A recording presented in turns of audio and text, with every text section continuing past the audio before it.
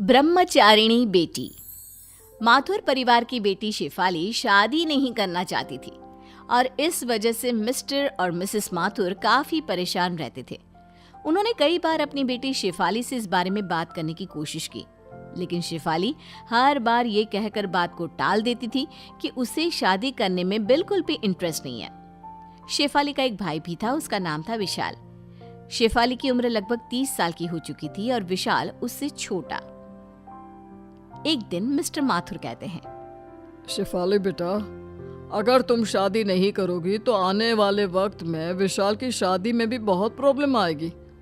आखिर क्या वजह है, तुम शादी क्यों नहीं करना चाहती हो?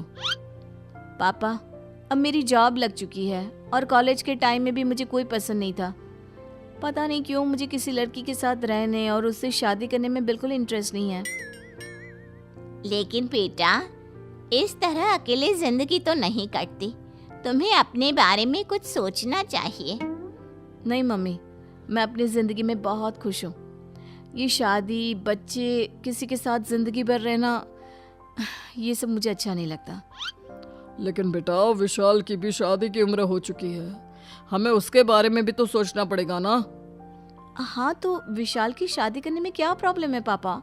मुझे शादी नहीं करनी है, ये मेरा डिसीजन है। विशाल शादी कर सकता है। कुछ दिनों के बाद मिस्टर और मिसेस माथुर विशाल की शादी वर्षा नाम की एक लड़की के साथ कर देते हैं और वर्षा माथुर परिवार के साथ रहने लगती है। एक दिन वर्षा और विशाल जब अपने कमरे में बातें कर रहे थे। जानती हो वर्षा, मैं तुमसे बहुत प्यार करता हूँ। I love you. मैं भी तुमसे बहुत प्यार करती हूँ और हमेशा तुम्हारे पास रहना चाहती हूँ विशाल। चलो, इसी बात पर अब जल्दी से मेरे पास आ जाओ। तभी अचानक से शेफाली वहां पर आ जाती है। क्या हो रहा है? हाँ, तुम लोगों को शर्म नहीं आती? दिन दहाड़े रोमांस करने में लगे हुए हो। मम्मी पापा भी घर पर ही है। लेकिन शेफाली दीदी, हम तो अपने कमरे में हैं, किसी के सामने थोड़ी ना कुछ कर रहे हैं। बेशर्मी की भी हद होती है। आजकल की लड़कियों को तो बस लड़कों से चिपकने का बहाना चाहिए। मुझे देखो, आज तक किसी लड़के को छुआ तक नहीं है। मैं हाथ तक नहीं मिलाती किसी लड़के से। पूरी ब्रह्मचारी हूँ। लेकिन दीदी, मेरी और वर्षा की शादी हुई है, वो मेरी पत्नी है, और अगर वो मेरे पास आती है तो इसमें कुछ गलत नहीं है। अच्छा ठीक है ठीक है, मुझे ज्यादा लेक्चर मत दो। तुम्हें बाहर मम्मी बुला रही थी, यही कहने आई थी। विशाल और वर्षा शेफाली के साथ कमरे से बाहर आते हैं। विशाल बेटा, बहुत दिन हो गए हम पूरी फैमिली के साथ कहीं आउटिंग पर नहीं गए। हाँ विशाल बेटा, और इसलिए तुम्हारे पापा कह रहे थे कि सब लोग साथ में मूवी देखने चलते हैं। बहुत अच्छा प्लान है मम्मी। मैं भी वर्षा से यही कह रहा था कि कहीं घूमने जाने का प्रोग्राम बनाते हैं। ठीक है मम्मी जी, हम लोग टिकट बुक करवा लेते हैं आज शाम की ही, और सब साथ में चलते हैं। शाम को सब लोग मूवी देखने के लिए थिएटर पहुंचते हैं। वर्षा और विशाल एक दूसरे के पास वाली सीट पर जैसे ही बैठने की कोशिश करते हैं। हटो तुम दोनों यहाँ से, यहाँ तुम दोनों के बीच वाली सीट पर मैं बैठूंगी। अरे शेफाली, ये क्या कर रही हो? उनकी नई नई शादी हुई है, उन्हें साथ में बैठने दो। हाँ बेटा, वो दोनों मियाँ बीवी है, तुम उनके बीच में बैठकर क्या करोगी? अरे मम्मी, थोड़ी देर इनका दूर रहना जरूरी है, बैठने दीजिए ना मुझे। और जिद करके शेफाली वर्षा और विशाल के बीच में बैठ जाती है। ये बात वर्षा और विशाल दोनों को ही अच्छी नहीं लगती। कुछ दिनों के बाद, वर्षा जरा इधर आओ मेरे पास, तुमसे कुछ जरूरी बात करनी थी। बताइए दीदी, क्या हुआ? कुछ काम था क्या आपको? देखो वर्षा, मैं चाहती हूँ कि कुछ दिन तुम मेरे साथ मेरे कमरे में सोया करो।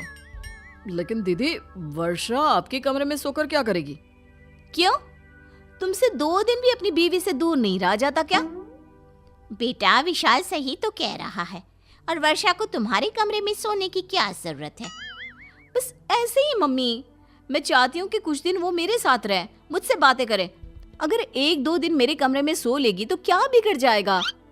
बेटा, उनकी अभी अभी नई नई शादी हुई है, तुम तो कुछ भी नहीं समझती हो।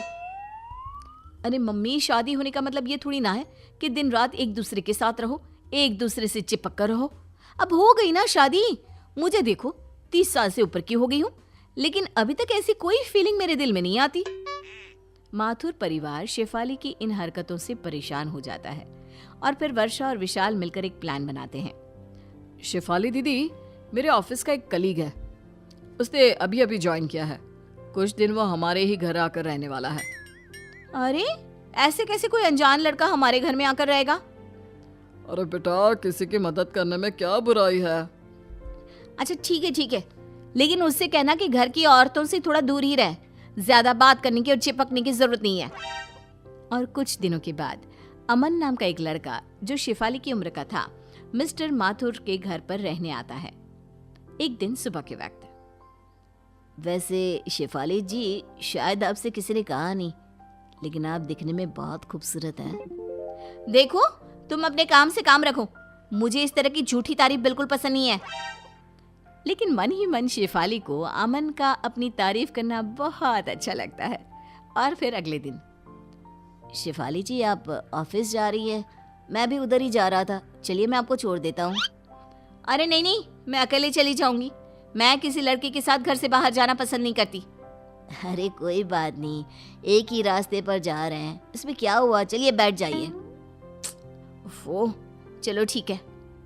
शेफाली अमन के साथ चली जाती है। एक दिन ऑफिस से आने के बाद, माँ मेरी तबीयत ठीक नहीं है, मैं अपने कमरे में आराम करने जा रही हूँ, आप प्लीज़ मेरे लिए कॉफ़ी बना दो, बहुत सर दर्द हो रहा है। बेटा, मुझे तो अपनी किटी पार्टी में जाना है, बहुत ज़रूरी है, और तेरे पापा भी अपने दोस्तों से मिलने के लिए गए हुए हैं। कोई बात नहीं माँ, वर्षा से कह दो वो मेरे लिए कॉफ़ी बना देगी।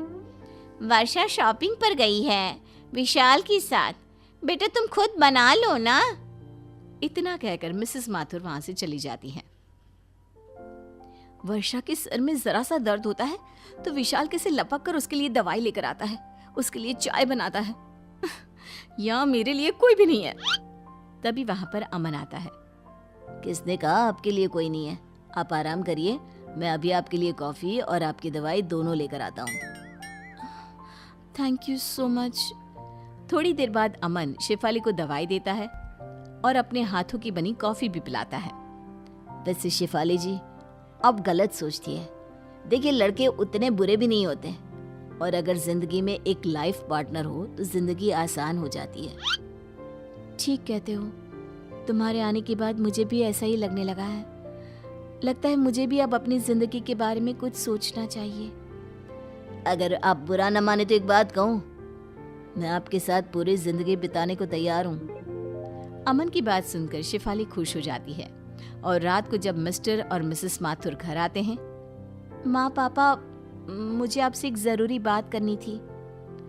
शेफाली दीदी, हम सब जानते हैं आपको क्या बात करनी है। आप अमन के साथ शादी करना चाहती हैं ना? अरे लेकिन आप लोगों को ये बात कैसे पता? क्योंकि ये हमारा ही प्लान था। और मैं तो अमन को पहले से ही जानती हूँ। क्या ये सब आपने जानबूझकर किया?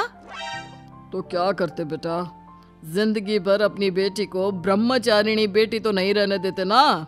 देखो बेटा, शादी करना और खुश रहना कोई बुरी बात नहीं है।